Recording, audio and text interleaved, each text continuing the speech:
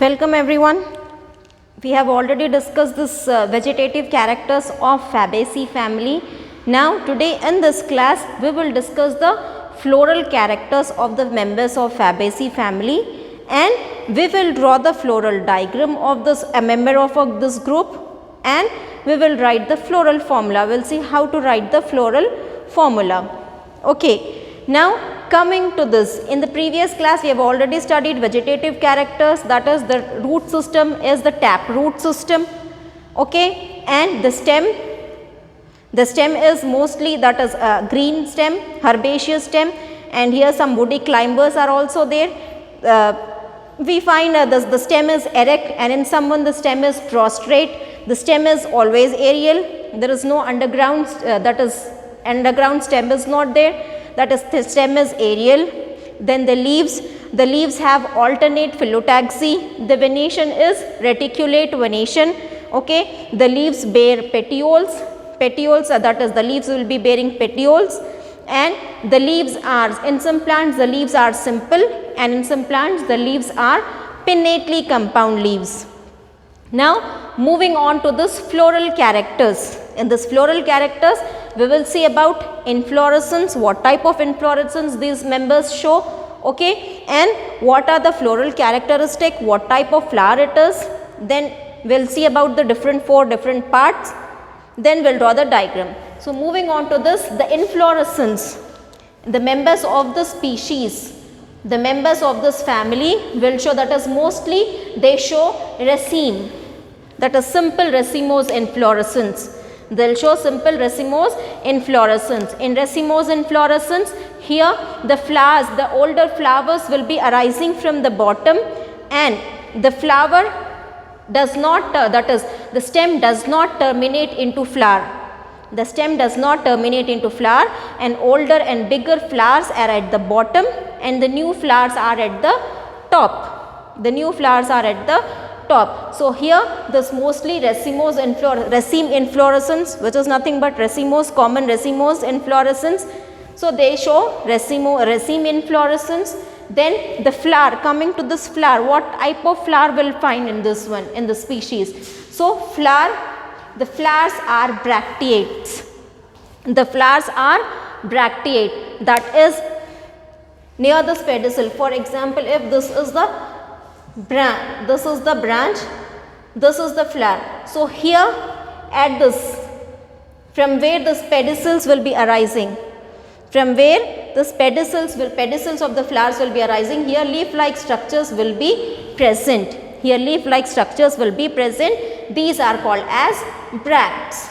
And for example, if this is a flower, here just near this flower, the thalamus of this flower, another two small leaf like structures will be present. These are called as bracteoles. These are called as bracteoles. So the members of the species, the members of this family, they are bracteate, means they will be having bracts. So members, that is the plants, the flowers will show bracts. Bracts will be present, as well as bracteolate or ebracteolate. Some members will also have bracts, and some members will not have some members will be having bracteoles, and some members will not be having bracteoles. In this, when we have mentioned, that is the flower is bracteate, that means almost all the members of this Fabaceae family, all of them show these bracts. All of them will be having the bracts. Whereas for bracteoles, few species will have this bracteoles, and few species of this family will not have bracteoles. Okay, these plants which have bracteoles, they are called as this flowers. The flowers which have bracteoles, they are called as bracteolate flowers, and the flowers in which bracteoles are not present, they are called as ebracteolate flowers. Okay, if these bracteoles are present, then this type of flower is called as bracteolate flowers. Okay, but if these bracteoles are not present, then the flowers are said to be as ebracteolate flowers. Okay, so some of them are bracteolate and some of the species are ebracteolate, but almost all the species have bracts. These ones, almost all the species of this family have bracts. So that is why we have written bracteates, that is they have bracts, they show bracts. Okay. Now coming to this, these flowers are pedicellate, that is they will be having this pedicels. The flowers will be attached to the stem or the branches with the help of the stalk like structure which is called as pedicel. So all the flowers are pedicellate flowers. Okay, all the flowers are pedicellate flowers, that is which will be having pedicels, which will be having stalk like structure. By the stalk like structure, the flowers will be attached to the stem or the branches. Then we have, that is the symmetry of the flower. The symmetry of the flower is zygomorphic. Zygomorphic, that is they show bilateral symmetry. They show bilateral symmetry. Bilateral symmetry means, so if we cut a flower into two, that is if we cut a flower in only one plane, it will be cut into two equal halves. Okay, it will be cut into two equal halves in only one plane. For example, if this is there na, so it can cut this only, if we cut it like this, it will cut into two equal halves. But if we cut it in any other plane, if we cut it like this na, no, we won't get two equal parts.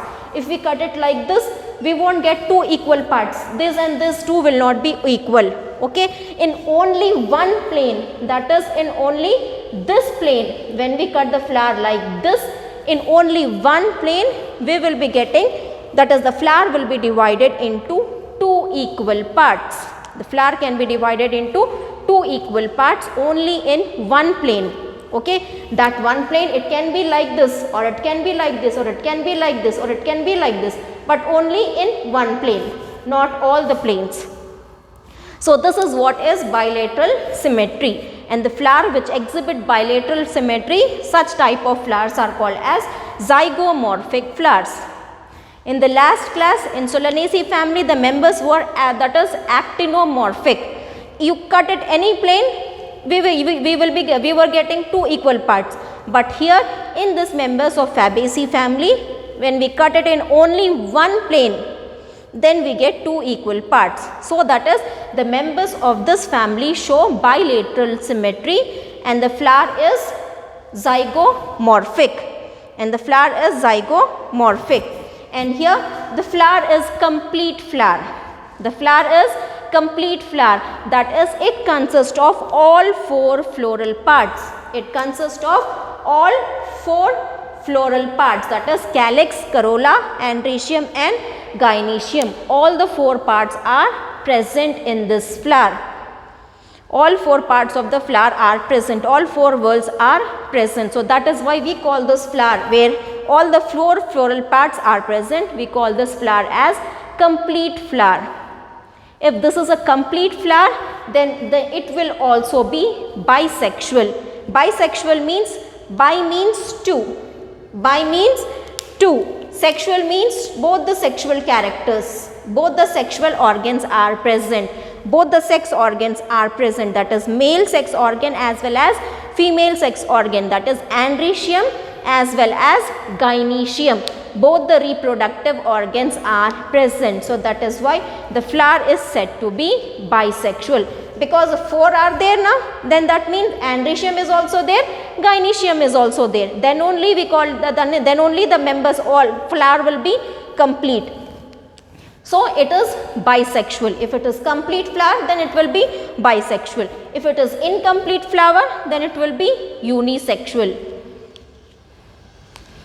Or it can be depending, but here if it is complete means it will be always bisexual flower.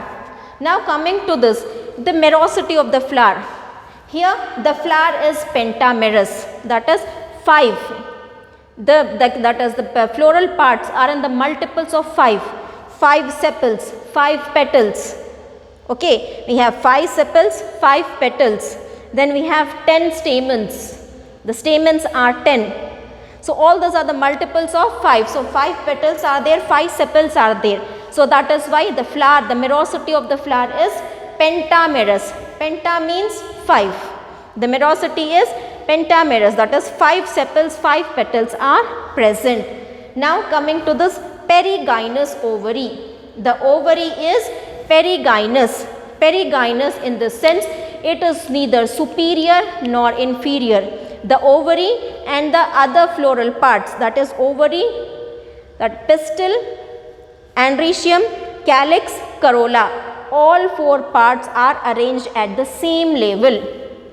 Ovary is neither at the top, ovary is neither at the bottom. So when the arrangement you see, all of them will be lying at the same plane, same level. So the ovary is neither superior, it is neither inferior. So here that type of ovary is called as perigynous ovary. Perigynous ovary. And here the thalamus is cup shaped. The shape of the thalamus, because thalamus is the structure on which all the 4 floral parts are arranged. Thalamus is the structure on which all the 4 floral parts are arranged, and that structure of shape of thalamus is cup shape. The thalamus is cup shape. On this cup shaped thalamus, all the 4 parts are present, and the first part is calyx. From outside, if we see on the thalamus from outside, the first whorl will be of calyx. The first whorl will be of calyx. So I already said you merosity is 5, pentamerous it is. This flower is pentamerous. That means the sepals and petals will be in the multiples of 5. So here how many petals we have? 5, sorry, how many sepals we have? This calyx consists of sepals and 5 sepals are present. So calyx consists of 5 sepals and sepals are gamosepalous. Gamosepalous means all the sepals are fused. All the sepals are fused. 5 sepals will be there and all 5 sepals are fused together. So gamosepalous, and the estivation is valvate or imbricate. Valvate or imbricate. In valvate estivation, the sepals will be touching each other, but they will not be overlapping.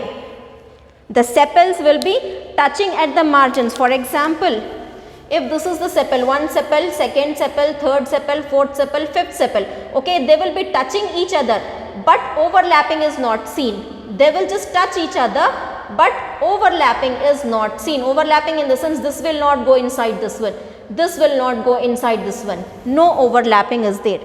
Few members show this valvate estivation.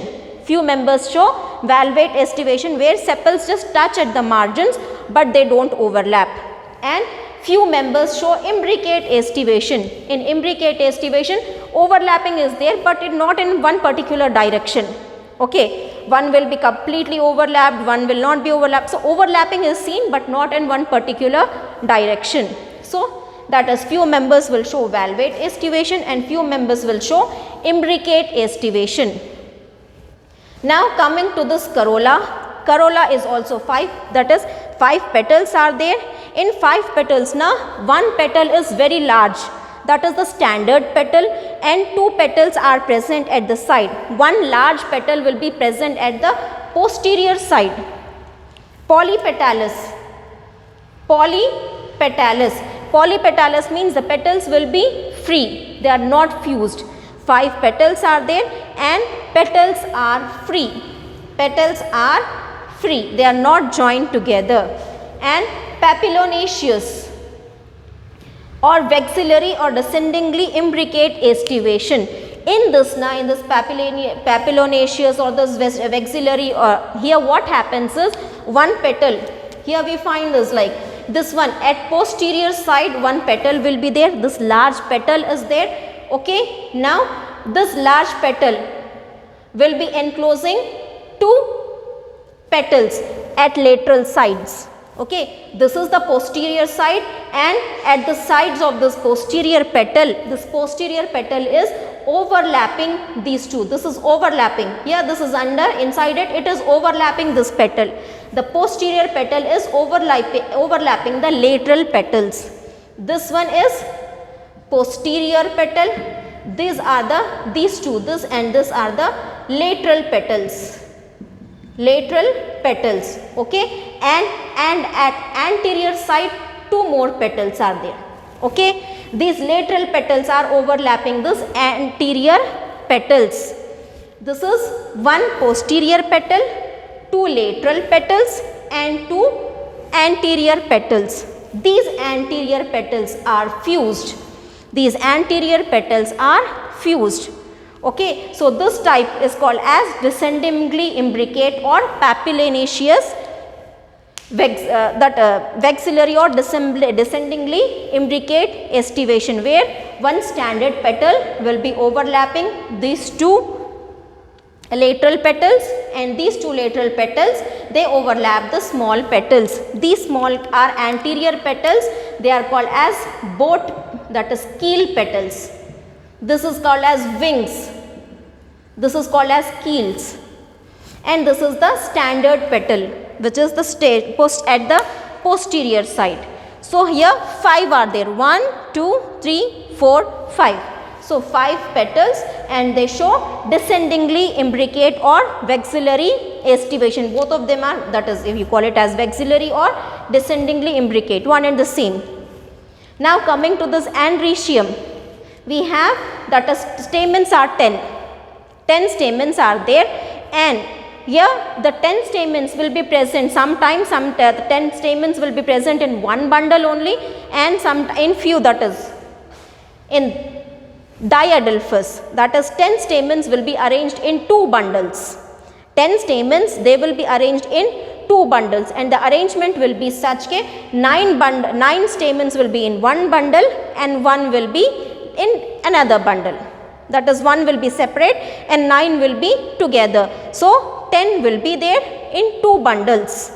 10 will be there in 2 bundles. If we say 10 stamens means 1, 2, 3, 4, 5, 6, 7, 8, 9. It will be in one bundle and 1 will be separate. So this is one bundle, this is second bundle. Second bundle will have only one stamen, and first bundle will have all the 9 stamens together. So that is why stamens are 10. It is diadelphous. Diadelphous means, di means 2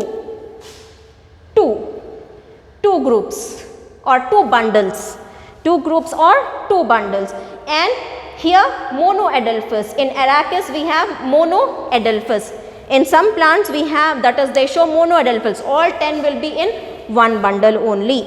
All 10 will be in one bundle. Mono means one. Adelphous means one bundle. All 10 stamens will be in one bundle only, and in few plants the stamens will be arranged in 2 bundles, whereas 9 stamens will be in one bundle and 1 stamen will be separate. So 2 bundles will be there. Coming to this gynoecium, the gynoecium is monocarpellary, that is, only one pistil will be there, one carpel will be present. Okay, if one carpel is there, then it is unilocular. Inside that carpel only one locule is there, only one locule is there, and it is half superior, half inferior. I already said you half inferior, half superior means all the floral parts are arranged at the same level. The ovary is neither at the top, the ovary is neither at the bottom when compared to the other floral parts. Now the placentation which we see is marginal placentation. We see marginal placentation. Okay, now coming to this, let us see this and draw the floral diagram. Let us see this and draw the floral diagram. I'll continue with this diagram, floral diagram, in the another video, next video, where we'll be seeing this floral diagram, how to draw this floral diagram, as well as how to write this floral formula.